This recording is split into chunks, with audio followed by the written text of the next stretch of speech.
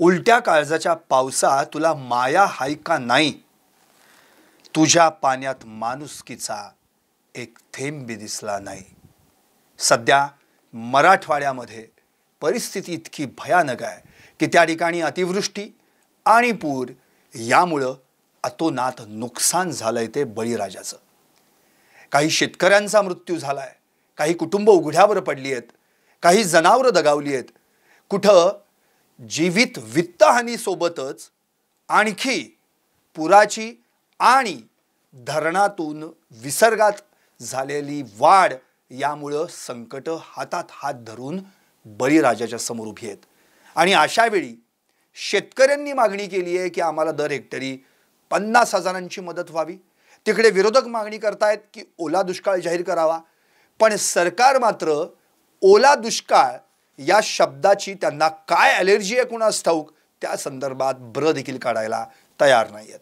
या अशा परिस्थितीत खरं तर शेती, आपल्याला आठवत असेल, एक अशी व्यक्ती किंवा असं व्यक्तिमत्व ज्यांनी संपूर्ण आयुष्य या शेतीविषयक अडचणी, शेतीविषयक समस्या सोडवण्यासाठीच समर्पित केलं. मुळात त्यांचं एक वाक्य अतिशय सुंदर आहे.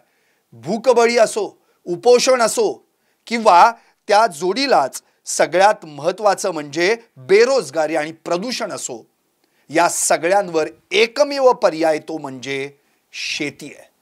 आणि याच शेतीला बळकट आणखी सुदृढ बनवायची असेल तर भारताला शेतीशिवाय पर्याय नाही. शेतकऱ्यांना सन्मान द्या तरच राष्ट्र उन्नत होऊ शकतं.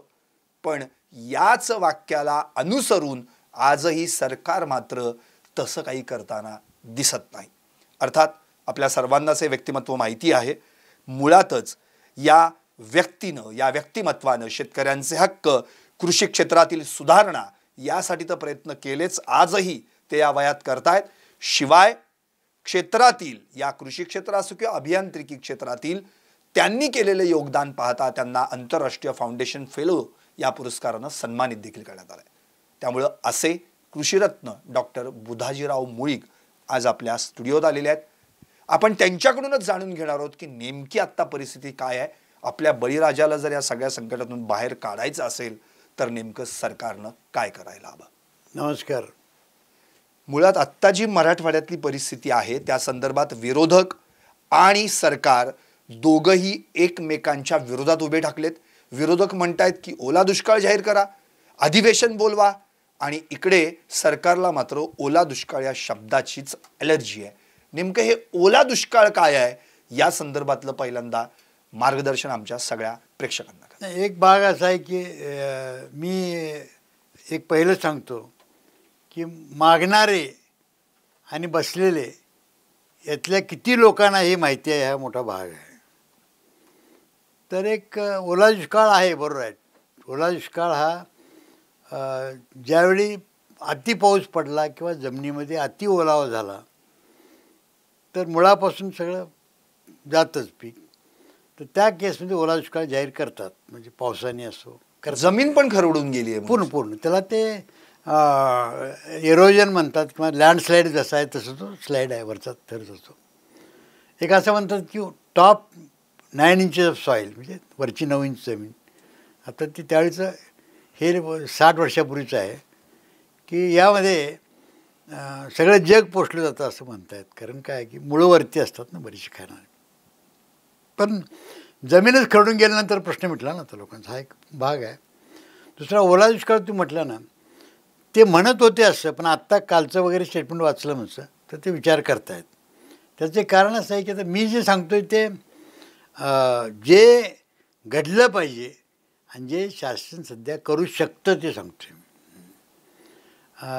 पहिला एक भाग असा आहे की नॅशनल कॅलॅमिटी कॉन्टिन्सी फंड असा अर्थसंकल्पात प्रत्येक वर्षी त्यात पैसे टाकतो आपण. कारण मी अर्थसंकल्पात 3 वेळा गेलो होतो. मग त्याचं कामच असतं की विदाऊट सर्वे, निरीक्षणाशिवाय असं घडलं की ताबडतोब पैसे देतात विदाऊट सर्वे. आणि याचं उदाहरण म्हणजे तुम्हाला द्यायचं झालं तर चेन्नईला म्हणजे मद्रासला तुम्हाला माहिती आहे काही वर्ष पण मोदीसाहेब आल्यानंतर एकदा पूर आला होता मोठा शहरात. आणि आल्यानंतर काय घडलं तर तो वाहून गेला बऱ्याच त्याचं. मग त्यांनी 1500 कोटी काहीतरी जाहीर केलं लगेच. हे जाहीर कसे केलेले असतात तर नॅशनल कॅलॅमिटी कॉन्टिन्युएन्सी फंडमध्ये प्रोव्हिजन असतं आणि अर्थसंकल्पात त्याला टाकतो आपण. अर्थसंकल्पात तरतूद आहे बरं का त्याची. आता हे मी म्हटलेलं आहे देवेंद्रजींना, म्हटलेलं असं नाही, SMS पाठवलं आहे त्यांना, त्याची कॉपी तुम्हाला देईन मी ते. तर हा तुम्हाला पहिला भाग सांगितला मी. मग हे जाहीर करतं शेती करता बरं का. शेती म्हणजे ओला दुष्काळ सगळ्यांना येतो, म्हणजे उद्योगाला येणारच आहे शेतीबरोबर. शेती आता बुडली, कारण शेतीचं कसं आहे की पहिले पैसे फेकतो राहणार तो, मग पैसे मिळतात वर्षाने, म्हणून तो खड्ड्यात जातो, दुसरा उद्योग नसतो त्याला. मग त्या गावातलं इतर बुडल्यानं जाणारच आहे ना, हॉटेल असो किंवा दुकान असो, जाणारच आहे सगळं. तुमचं प्रसिद्ध वाक्यच आहे ना की विकासाचा पायाच शेती आहे. हे पहिली शेती आली आणि दुसरा हे आला प्रक्रिया किंवा उद्योग आले म्हणून, मग शेवार आली. मग एक काय भाग आहे याच्यात मोठा की आता अमेरिकेत पडत नाही का, पडतो. जपानला पडत नाही का, पडतो. कॅनडाला पडत नाही का. वेट ड्राऊट सगळीकडेच नाही, वेट ड्रॉट असेल किंवा तुमचा ड्रॉट असेल नुसता, पडतोच नसेल. भूकंप होतोच ना. भूकंपूर शेती करतात म्हणजे काय, बरोबर. तर रिस्क मॅनेजमेंट मेकॅनिझम तयार केला आहे त्याने अगोदर. म्हणजे ज्याला रिस्क मॅनेजमेंट मेकॅनिझम म्हणतो आपण. शेतीच्या उत्पन्नातले जे धोके आहेत सगळे ते कव्हर केलेत. आणि ते 1920 साली जपानने केलेलं आहे. 1920 साली जपानने, 37 साली अमेरिकेने केलं आहे, 57 साली ब्राझीलने केलं आहे. आता प्रत्येकाचं मी सांगू शकतो. ह्याच्यावर मी आपण काही केलंय का नाही सांगतो ना. हे 4 साली मी पुस्तक लिहिलं, income risk management in agriculture, protecting the protectors, अन्नदात्याचं संरक्षण. बरोबर. त्यामध्ये पूर असो, दुष्काळ असो, रोग असो, कीड असो, बाजारभाव खालीवर जावो किंवा मुळीकांनी चुकीचं तंत्रज्ञान देवो, काहीही घडलं किंवा तुमचा कोरोना आला, बरोबर, तर त्यावेळी सगळं अमेरिका त्यामुळे वाचली बरं का. शेतकरी त्यामुळे वाचलेत. जे आता लोकांना ट्रम्पना वाटतं, सगळ्या शेतकऱ्यांनी त्यांनाच मदत दिली. कारण का, त्यांना आपोआप पैसे मिळाले सिस्टीम बनणं. बरोबर. जपानला शेती करतील की सांगा की. बरोबर. जर ज्या देशामध्ये भूकंपच होतो, आर्थिक विकास आहे, आम्ही 50 सालापासून ऐकतो की भूकंपाचा देश किंवा ओसूर्याचा देश.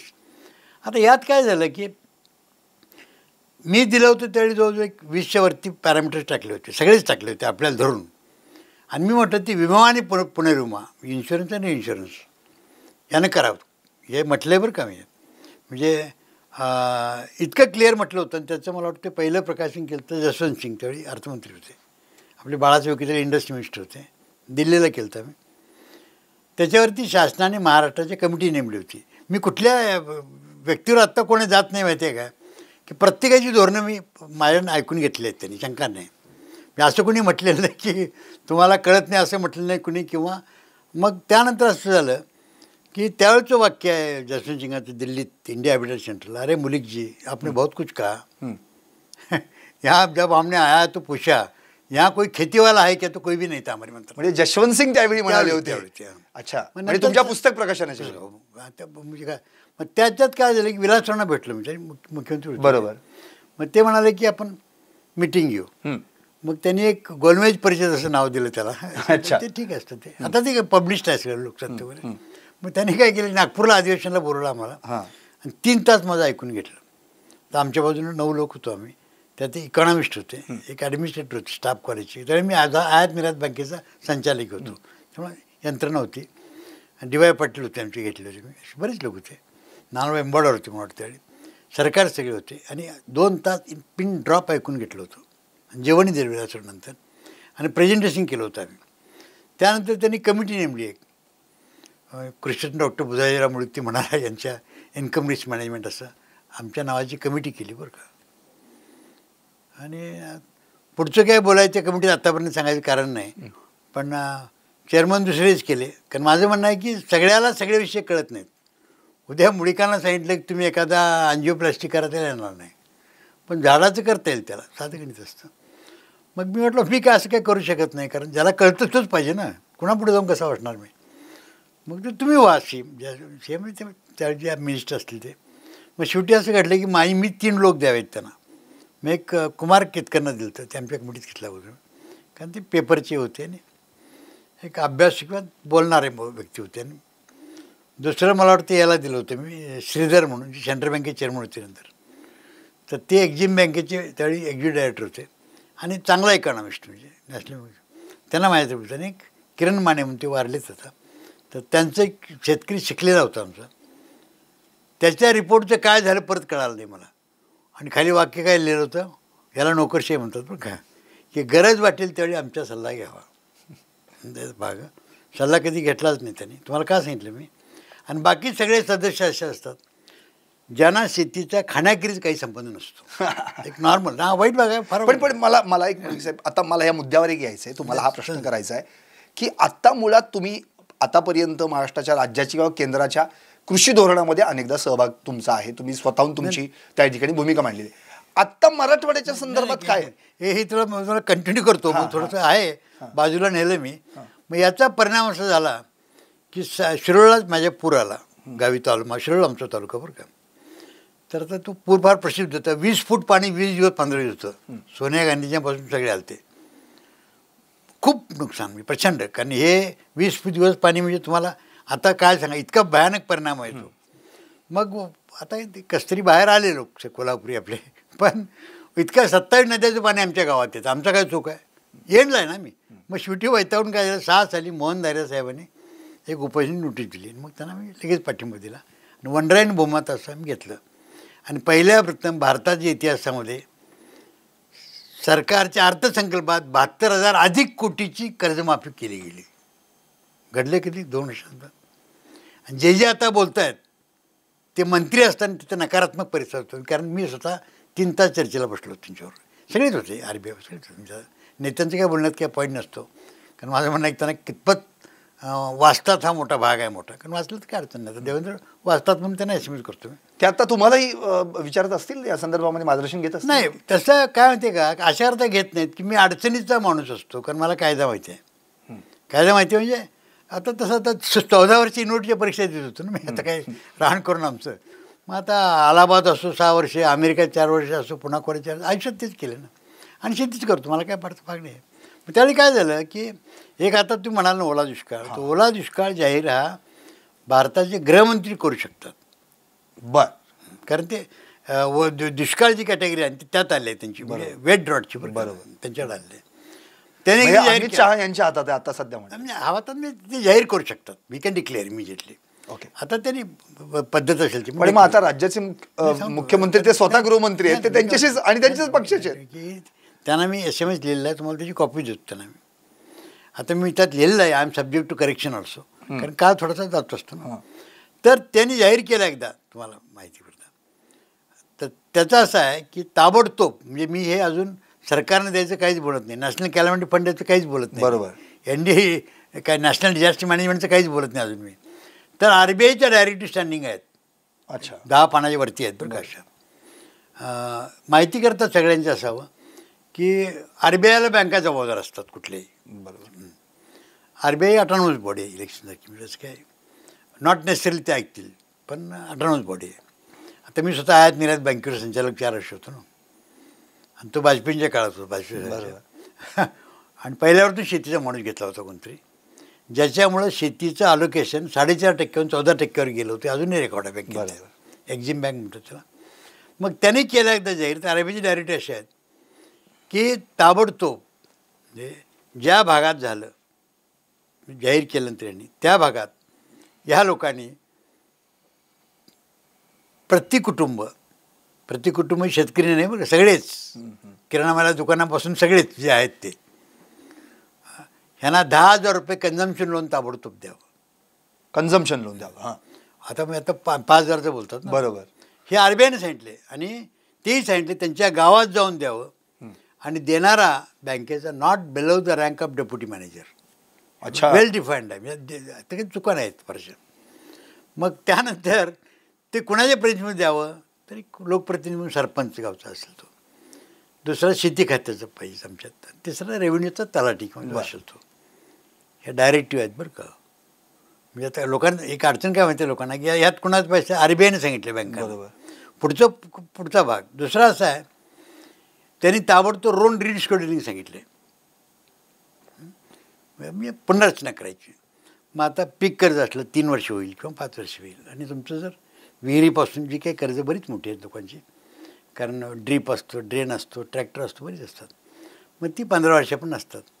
तरी 15 वर्ष ही पुनर्रचना होती त्याची. त्या रिस्क शेड्युलिंग म्हणतात ते. आणि दुसरा भाग असा आहे त्यांनी रिशेड्युलिंग करताना त्यांनी इंटरेस्ट सबवेन्शन करायला सांगितलं त्यांना. सबवेन्शनचा अर्थ असा आहे की तुम्ही इंटरेस्ट कमी तर करा झटकन, नाहीतर माफ करण्यापर्यंत या. हे अगदी क्लिअर कट बरं का. हे तुम्हाला सांगितलं कोणाचं? RBIचं. यांचा काहीच संबंध नाही बरं का. नंतर ठरेल काय करायचं प्रत्येकाचं. हा एक भाग आहे. आता दुसरं माझं काय म्हणणं आहे की लगेच करायचं प्रत्येकाला तर असतंच. ठीक आहे, मोर्चा काढा, काही करा कुणी, पण माझं म्हणणं आहे की सर्वांनी म्हणजे आता जे काही आहेत इन्व्हॉल्व सगळे असतात लोक, ज्या भागात घडलेलं आहे, आता आपण लातूरपासून सगळं बघतो, बीट काय शिल्लक नाही, नांदेड काय भाग शिल्लक नाही कुठला. आणि हा फ्लड आहे. शिरोळ आमच्या पूर बॅकवॉटरने आलता. बरोबर. हा पूर धुवून जातो. बरोबर. आणि हा धरणाची गाळ न काढल्यामुळे जास्त लवकर. बरोबर बरोबर. जायकवाडी आहे तिथे. जायकवाडी कुठलंही घ्या, मराठवाड्यात एकत्र आहेत काय. मग आता त्याची गाळ किती काढलीच नव्हती आणि त्यांना पाणी नव्हतंच. मग सगळे नाले भरले असतात लोकांची इतक्या वर्षात. मग सरळी म्हणतो आपण त्याला रानातल्या. म्हणजे जी धरणं साठ्यात पाहिजे ती धोक्यात येतात. ती काय म्हणतात मी एकतर हे आम्ही सांगितलं होतं मागं की 50,000 कोटीचा गाळ असेल म्हटलं तुमचं. खरं आहे. आता सांगतो असं नाही आम्ही. मग त्यावेळी काय सांगितलं की मग आता काय झालं लोकांचं की ह्या ह्याच्यात काय झालं लोकांची अडचण अशी आहे की आता काय करायचं दादा म्हटलं आता काय करायचं त्यांनी. शेतकऱ्यांना दिलं तुम्ही काही आता काय देतात बघायचं आहे. पण दुसरं मी काय सांगितलं त्यांना, मग 2 घरटी माणसं ही रोजगार हमीला घ्या तुम्ही प्रत्येकाची. रोजगार हमीला फंडिंग आहे बरं का आपल्यात. ओके. एकच खातं असं आहे की ते माझ्याला पैसे असतात आणि त्या ह्याच्यात नाही घेतो आपण सर्व्हिस टॅक्स म्हणून.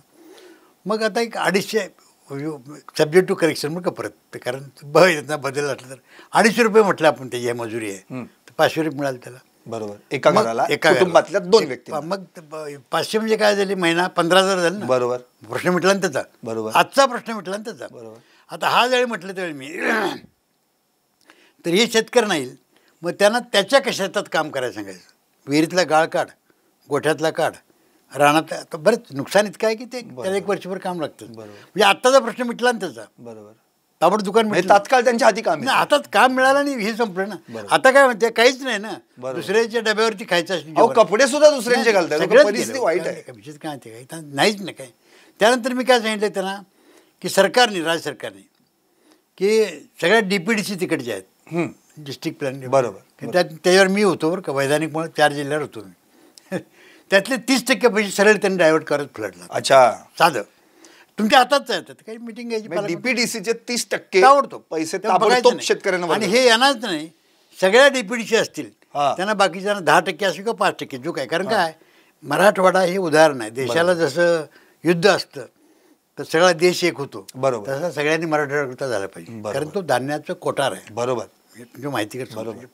अगोदर त्यांना त्या पिडलं होतं निजामाने, तर त्यानंतर पावसाने पिडलं. खरं आमची ज्वारी वगैरे सगळी तिकडेच होते बरं का.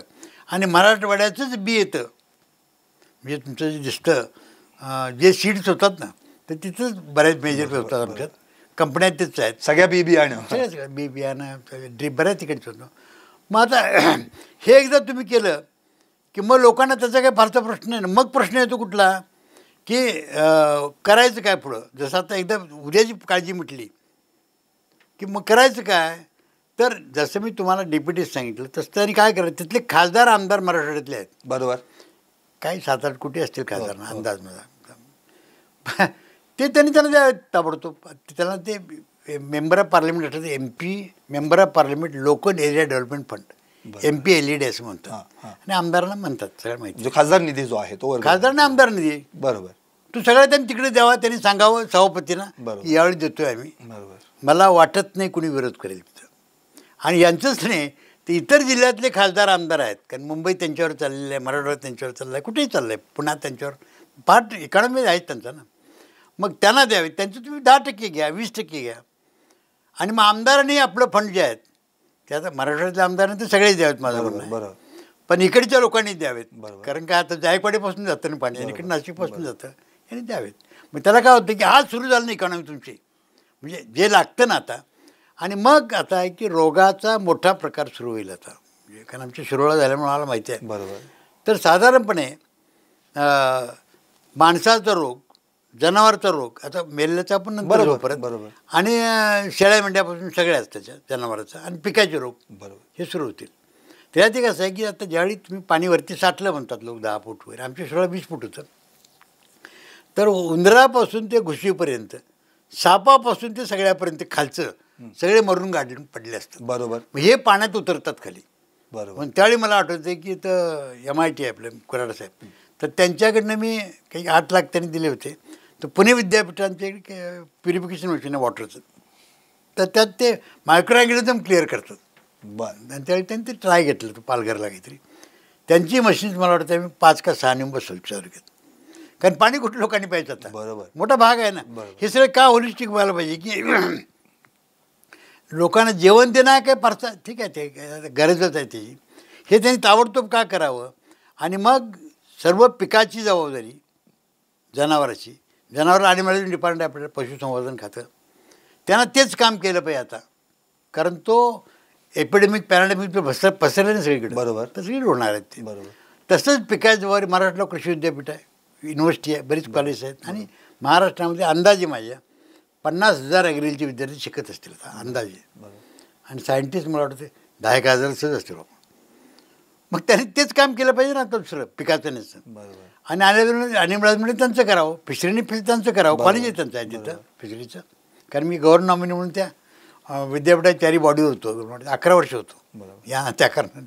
मग सिस्टीम माहिती आहे मला. मग यांनी केलं एकदा की मुक्काम तिथंच करायचं. एक सेमिस्टर पुढे गेलं तर काय फरक पडत नाही देशामध्ये. खरं आहे. म्हणजे बरं का, खरं म्हणजे माझं म्हणणं आहे की जी खाती आहेत आता, जी शेतीच्या नावावर सगळे बघतो, त्यांनी फक्त ते त्याला तर पगार घ्यायचा अधिकार नाही. त्यांनी म्हटलं पाहिजे बुवा आमचा आठवड्याचा पगार येतो, आमचं द्या सगळं, आम्ही जाऊन तिथं बसतो. आता हे मी सगळं आमच्या पुरात बसलं बघतो, आता बोलतोय म्हणजे तुम्ही ऐकतात, लोक ऐकतात, म्हणजे त्यांना माहिती आहे शिरोळा आले ते का भाग असतो ना बघायचा. हे का सांगतो तुम्हाला मी, हे केलं नाही तुम्हाला. आणि नंतर एक धोका असा मोठा आहे, वरचं तर तुम्हाला सांगितलं मी. तर असं आहे की ज्यावेळी पाणी थांबतं तुमचं, आता कुठं 3 दिवस असेल, कुठं 5 दिवस असेल, तर 1 घनमीटर मातीला 1 metre by 1 metre by 1 metre खोल, तर साधारणपणे 1 कोटी सूक्ष्म जीवजंतू असतात.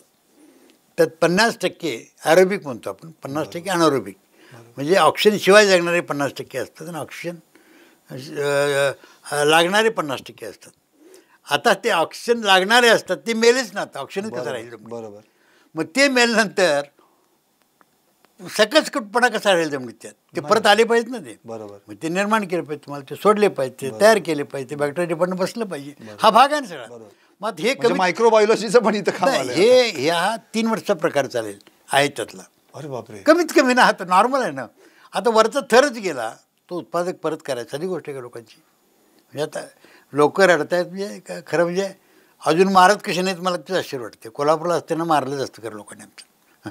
कारण काय माहिती आहे का, काही शिल्लक नाही, त्यांची काहीच चूक नाही ना. आता तुम्ही पहिला जो बोलला म्हणजे पावसाळ्याशी बोलला तुम्ही, आता असं आहे की पाऊसच म्हणतो, निसर्गच म्हणतो माझ्यावर दया करत नाही. ते वाढल्या तापमानाचा परिणाम आहे. काय पॉईंट 1 असेल, काही असेल, तर आता बरीच कारणं आहेत ती. म्हणजे आपलाच कारण आहे ना. शहरीकरण आपण केलं, डांबरीकरण आपण केलं, स्लॅब आपण टाकले, सगळे करतो ते आपणच केलं ना पराक्रम सगळे. आणि मग सगळ्याचा अन्याय हे 2003 साली सांगून ठेवलेलं आहे. आता त्यावेळी पुस्तक त्यावेळी लिहिलं मी की एका इंग्लंडच्या संस्थेने आणि कर्नाटकच्या आपल्या त्यावेळी लिहून ठेवलं होतं, फक्त हवा प्रदूषणामुळं धान्याचं शेतकऱ्याचं 15% नुकसान होतं. आणि मी स्वतः सांगितलं होतं की पाण्याच्या प्रदूषणामुळे 25% आपण होतं जनावरापासून, आणि 30 प्रकारचे रोग येतात. आता लिहिलेलं आहे, त्यामुळे काही भाग नाही, कोणी फौजदारी करू शकतो आमच्यावर, म्हणजे लिहिलं आहे ना. आता हे जर होतं, मी पहिल्यापासून ओरडून सांगतो की दुप्पट उत्पन्न करणं काही अवघड नाही तुम्हाला, फक्त पाणी शुद्ध द्या त्याला, कारण तेच भाजी खाणार आहे ना माणूस इथला. आता तुम्ही जे 2-3 उपाय सुचवले ते फार महत्त्वाचे आहेत. एक तर तात्काळ प्रत्येक कुटुंबातील दोघांना रोजगार ताबडतोब ह्याच्यावर घ्यायला पाहिजे. बरोबर. म्हणजे DPDCनं देखील 30% निधी त्या ठिकाणी शेतकऱ्यांना दिला पाहिजे, बाकी सगळं बंद केलं पाहिजे. आता तिथे काय पूल बांधणार आहे तुम्ही, काय रस्ता बांधणार आहे तुम्ही, काय शेवटी काय करणार. म्हणजे DPDCनं सगळं नियोजन जे आहे, अर्थाचं नियोजन, हे सगळं आता त्यासाठी वापर. आणि इतर DPDCनं सुद्धा बघितलं पाहिजे की ज्यावेळी आमच्याकडे पूर आला तरी महाराष्ट्रानं आम्हाला दिलं मुंबईपासून 19 शिरोळा पूर आलता. बरोबर. तुमच्या माहितीकरता टेम्पोने आमच्या डेटॉल आलं. बरोबर. 3 दिवसात स्वच्छ करून टाकलं. आणि 500 मुलं वाटतं राहायची आली पुण्यातली, आपल्या सातारची. आणखी तुम्ही सांगितले 2 मुद्दे प्रेक्षकांना सांगणं फार गरजेचं आहे. एक, याच्यानंतर खासदार आणि आमदार जे मराठवाड्यातले आहेत त्यांनी सगळा जो काही त्यांचा निधी आहे तो ताबडतोब द्यायला पाहिजे. इव्हन महाराष्ट्रातले जे खासदार आणि आमदार असतील त्यांनी देखील आपला 10% निधी द्यायला पाहिजे. चौथी आणखी याच्यापेक्षा महत्वाची गोष्ट, जे शेतीशी निगडीत आता विद्यार्थी आहेत, एक सेमिस्टर पुढे गेलं तर देशात काय फार पडत नाही. विद्यार्थी त्यांनी तात्काळ त्या ठिकाणी जाऊन त्या ठिकाणी ते काम केलं पाहिजे, त्यांना मदत करायला पाहिजे. हाच आपला स्टडी आता असं समजून. आता मला सर एक तुम्हाला महत्वाचा प्रश्न विचारायचा आहे. आत्ता परिस्थिती अशी आहे की विरोधक अक्षरशः मानगुटीवर बसले सरकारचे की ओला दुष्काळ जाहीर करा. काय करतो त्यांना काय आहे म्हणजे हे होऊ शकतं का आणि काय ओला दुष्काळ तुम्हाला सांगितलंच मी.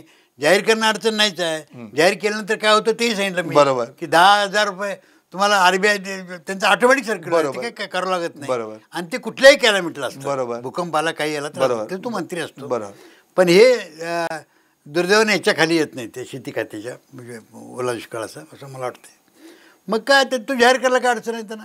पण मग केंद्राच्या गृहमंत्र्यांना हे का हे मी देवेंद्र साहेबांना SMS केला रात्री 2:10 मध्ये मुंबईला गेलो तुम्ही. आमची कन्या अमेरिकेला चालली तिथे पोचवायला. तर मी तिथं जोडणं झोपतात दिला त्यांना. त्याची कॉपी देतो तुम्हाला मी. ते इंग्रजीत केलं अर्थात. मग तो दिला. हो का माझं काय म्हणणं माहिती का की इतकी वर्ष मग मंत्री होते केंद्रात त्यांना कळत नाही का केला पाहिजे. साधं गणित आहे ना. बरोबर. आणि दुष्काळ आणि कुठलाही पूर एका वर्षाचं कारण नसतं. अहो 22 वर्षाचं कारण आहे तापमान. म्हणजे हे आत्ताचं कारण नाही कुणाचं. म्हणजे नॉर्मली मला विचारलं बरं का. आणि एका वर्षात प्रश्न भेटत नाही. अहो डिग्री घ्यायला सुद्धा 4 वर्ष लागतात ना. खरं शेती खराब. सर आणखी काय सांगतो आणखी एक महत्वाचा मुद्दा, अगदी माझ्या थोडासा वेळ कमी आहे, की तुम्ही जो नॅचरल कलॅमिटी फंड असं जे उच्चार केला होता तर त्याचं काय ते पण लागू होणं गरजेचं आहे ना. म्हटलं की ते CMना मी लिहिलेलं आहे स्वतः. मी SMS केलेला आहे. आणि त्यानंतर दुसऱ्या SMS कडून हेही सांगितलं आहे की माझ्या सोशल मीडियाला टाकतो मी. म्हणजे गैरसमज. बरोबर. कारण ते वाचतात माहिती आहे मला उत्तर त्यात. माझं काय म्हणणं आहे का की आता बघायचं 6ला काय आता येतात काय मोदी साहेबांना काय म्हणतात. तर मग फंड घेऊन पैसे मला काय वाटत नाही अडचण त्यांना. कारण दुसरंही तुम्हाला म्हणतो तसेही शेतकऱ्याचं कर्ज माफ करणं काहीही अडचण नाही आहे ना. कारण आम्ही 8 साली करून घेतले 7 सालच्या. बरोबर. आणि त्यात कुठल्या मंत्र्याचा संबंध नाही बरं का यांचा. फक्त मनमोहन सिंग, मोहन धारिया आणि भूमाता. बरोबर. आणि हे कुणीही कबूल करायचं. आता याचं कारण काय माहिती आहे का NPA प्रोव्हिजन बँकाची असते. तुम्हाला ऐकलं असेल म्हणजे नॉन परफॉर्मिंग असेट. आता रानात पाणी आहे तर असेट कसा परफॉर्म होईल. जनावरं 17 गोठ्यात मिली तर तो काय करणार आहे. शेळ्या त्याच्या गेल्या तर तो काय करणार आहे. असेट कुठलाही त्याचा परफॉर्मिंग नाही आता. हां आता मग त्याचं म्हणणं काय की सगळ्या कुठल्याही उद्योगाला तुम्ही लाखो कोटीनं प्रतिनिधी वाचता तुम्ही. NPA असतो नॉन परफॉर्मिंग असेट हा out of profit of the bank असतो बरं का तुमच्या माहिती करता. अच्छा. Out of the profit of the bank म्हणजे बँकेला हक्क काय लागत नाही. स्टेट बँक मला आठवते 4 साली 100% प्रोव्हिजन करत होती. एक्झिम बँक 85% करत होती. बऱ्याचशा बँक 60च्या वरती सगळ्याच असतील. मग त्यांनी शेती करता वापरला तो तर नाही. मग जे आपले फायनान्स मिनिस्टर निर्मला सीतारामन जे असतात त्यांना भेटलं पाहिजे खासदारांनी जाऊन. त्यांना सांगायला पाहिजे तुम्ही सांगा RBI गव्हर्नरना की त्यांनी करावं ताबडतोब. ते ॲडवाईस असं म्हणतात की त्यांना ॲडवाईस देतात. वी आर ॲडवाईस बँकेचे चेअरमनला. आणि त्यांनी NPA प्रोव्हिजन त्या भागातली वापरावी. म्हणजे NPA प्रोव्हिजन काय भारतातली वापरतात त्यांना. पण त्या भागातलं कर्ज हे ताबडतोब त्यांनी ऑफ करून टाकावं. अच्छा म्हणजे कर्जमाफी पण होऊ शकते. अडचण सांगा की नाही प्रोव्हिजन नॉन परफॉर्म असेट मध्ये नॉन परफॉर्मिंग आहे. मग का करत का इच्छाशक्ती का नाही यांची. काय म्हटलं की मला दाट शंका आहे की खरंच जे वरती वैधानिक बसलेत ते कितपत वाचतात आणि कितपत अभ्यास करतात. आता म्हणजे हा मोठा भाग आहे. कारण आमच्या एक्झिमच्या बॉर्डरवर कसं होतं की RBIचे डेप्युटी गव्हर्नर होते आमच्याकडे. म्हणजे निर्मलाचा उद्देश होत्या. नंतर हा यशवंत थोरात आलते म्हणजे स्टेट बँकेचे चेअरमन होता. फायनान्स सेक्रेटरी होते. अशोक लहरीसारखा माणूस होता इकॉनॉमिस्ट. म्हणजे सगळे होते ना. मग आता हे सगळे असल्यामुळे मला प्रत्येकाचं माहिती होतं ना काय. आणि सगळ्यांनी ॲग्री केलं होतं की माझं म्हणणं कुणी का हवा पाणी आणि अन्न कुणीही डाउनलोड करून दाखवा मला. वा डाउनलोड करता का तुम्ही. मीच कम्प्युटरचं मॉडेल केलं अमेरिकेत PhD करून. मला का केलं इरिगेशन तेच कळत नाही. कारण जिथे पाण्यानं नुकसान पाणी नसलं तर नुकसान. पाणी यांना वापरायला दिलं वरती तर घाण करून खाली पाठवणार तुमचं. शेतकरी काय माहिती आहे का की पहिलं जसं म्हटलं पैसे फेकतो आणि वाट बघत असतो. तो असं नाही की पगार 100% मिळतो. मग तुम्ही पगार देऊन द्या का नाही. एकरी तुला 30,000 दिले डोक्याला ताप नाही. मग मी एरमा योजना तीच म्हणतो ना मी. तुम्ही उत्पन्न खर्चावर आधारित डायनॅमिक डायनॅमिक प्रत्येक वर्षाला महागाईप्रमाणे. बरोबर. तुम्ही त्या शेतकऱ्याची खर्च, मेहनत त्यांनी सगळं धरतात ते. मग ते मी मॅथमॅटिक्स इक्वेशन दिले बाणावळ थिअरमचं, आणि त्यात त्यांना काय सांगितलं आणि डिसॲग्री केलं नाही. हे पवार साहेबांनी, शरदरावने मला अगदी बिझनेस क्लास तिकीट काढून दिल्लीला बोलत होतं, काय 4 का 5 साली असेल शेतीमध्ये असताना. हे मांडले आहे ना, बघा ते मांडलेलं असं नाही. त्यावेळी कोणीही म्हटलं नाही की हे गैर आहे. मनमोहन सिंगने म्हटलं नाही, त्यांनी कुणीही म्हटलं नाही. मग त्यांच्यावेळी तर त्यांचे एक्सपेंडिचर सेक्रेटरी चोपडा कोणतरी होते, कुणीही म्हटलं नाही. तेवढंच म्हणाले की from where to bring the money. म्हणजे दॅट्स नॉट युअर बिझनेस. तो बिझनेस काय आहे की याज इन अ पॉलिटिकल अक्युना हिल ट्विस्ट द हँड ना. माहिती आहे देवेंद्र फडणवीस साहेबांना जर करायचं झालं किंवा शरद पवार साहेबांना करायचं झालं, प्रत्येक बाजूला राजकीय माहितीच आहे. सगळे खासदारांनी बंद करण्यापेक्षा सगळे दिल्लीतच जा ना एकदा, वा वा, आणि ऑन दी स्पॉट बसा ना. अगदी परफेक्ट सर. तुम्ही अगदी म्हणजे मी अगदी नाहीतर तुम्ही एक तालुका घ्या तिथं आणि मुक्काम करा ना. नाही, अगदी बरोबर सर. मी आता शेवटाकडे येणार आहे. सरांनी अगदी परफेक्ट मुद्दा, अगदी म्हणतो आपण नसच पकडलेली आहे. आठवते आपल्याला सरांचं एक महत्त्वाचं वाक्य, उत्पादन आधारित बाजारभाव शेतकऱ्याला मिळालाच पाहिजे. तो त्यात आत्ताच एक सुंदर त्यांनी वाक्य असं म्हटलेलं आहे की तो अक्षरशः पहिल्यांदा पैसे पेरतो शेतात आणि मग वाट बघत बसतो. अहो, मोकळ्या आभाळाखाली आपली संपत्ती एक दिवशी अशी खुली ठेवून बघा, रात्रभर डोळ्याला डोळा लागणार नाही. पण हा शेतकरी राजा, हा बळीराजा तासनतास नव्हे 24 तास वर्षानुवर्ष आपली सगळी संपत्ती या मोकळ्या आभाळाखाली ठेवतो. आता एवढं सगळं झालं असताना या शेतकऱ्याला हात द्यायचा सोडून आम्ही मात्र राजकारण खेळत बसलोय. सरांनी एका मिनिटात सोल्युशन सांगितलं. कर्जमाफी हो करता येते. नॅचरल कलामिटी फंडातून त्यांना आत्ता निधी मिळू शकतो, हो मिळू शकतो. तिथे सगळ्यात महत्त्वाचा मुद्दा म्हणजे जेवढे खासदार आहेत मराठवाड्यातले, आमदार आहेत, त्यांच्याकडून निधी सुद्धा त्यांना प्राप्त होऊ शकतो. दुसरी गोष्ट म्हणजे DPDC, जे सगळं काही अर्थनियोजन म्हणून सगळे ते त्या ठिकाणी बसतात एकत्र येऊन, दुसरीकडे पैसा वळवण्यापेक्षा तोच त्यातला 30% पैसा जर शेतकऱ्यांना तिथला दिला तर त्यांना निश्चितच फायदा होऊ शकतो. आणि आत्ता तातडीनं पहिल्यांदा रोजगार हमीसाठी 2 व्यक्ती प्रत्येक कुटुंबातल्या कामावर घ्या. त्यांचा सगळा खर्च त्या काळातला सुटेल. किमान 15,000 तरी त्यांना महिन्याला मिळू शकतील. आता एवढ्या सगळ्या उपाययोजना एक व्यक्ती सुचवू शकतो. अर्थात ज्यांचं नाव संपूर्ण जगात प्रसिद्ध आहे, कृषीतज्ञ, कृषीरत्न डॉक्टर बुधाजीराव मुळीक. कितीतरी केंद्राच्या शेतकरी धोरणांमध्ये असतील, राज्याच्या धोरणांमध्ये असतील, अशी कोणती राजकीय व्यक्ती नाही की ज्यांना ओळखत नाही. पण आज मात्र आम्ही फक्त त्या बांधावर जाऊन राजकारण करत बसलोय, याच्या पलीकडे वेगळं काही केलं नाही. म्हणून बळीराजाचं हे नुकसान होतंय. आणि या आधी देखील झालंय आणि यापुढे जर यांची इच्छाशक्ती अशीच राहिली तर ते तसंच होणार आहे. म्हणून मला जाता आता फक्त इतकंच म्हणायचं आहे की कुणी कितीही प्रयत्न करू देत, आत्ता खरी गरज शेतकऱ्याला काय आहे माहिती आहे? त्याला सगळ्यात महत्त्वाचं म्हणजे अन्न, वस्त्र आणि निवारा पुरवण्याची. त्यासाठी गरज आहे राजकीय नेत्यांच्या इच्छाशक्तीची. सर, आपण असेल त्यांना एक टास्क फोर्स तयार करा तुम्ही तंत्रज्ञाचा आणि CMD हेड करावा. मीच नीट करून देतो सर, त्याला अडचण काय विषय. आता आणखी काय पाहिजे? स्वतः मुलीक सर म्हणाले टास्क फोर्स द्या, मी सगळं नीट करून देतो. अडचण काय त्याला विषय. खरं म्हणजे अर्थात मुख्यमंत्र्यांनी आताची मुलीक सरांची जी भूमिका आहे ती ऐकावी. ते जबाबदारी घ्यायला तयार आहेत, कारण की त्यांनी स्वतः पूर अनुभवलेला आहे. शिरोळ या ठिकाणी 20 फूट पाणी होतं. त्यामुळे आता आणि एक मागाशी त्यांनी मुद्दाही सांगितला की 9 फूट जमिनीवर अख्खी धरती जगते. तुम्ही आम्ही जगतो आज 9 इंच. तर आपण आज तीच जर जमीन आणि ती माती खरडून गेली असेल तर त्या शेतकऱ्याची काय व्यथा असेल.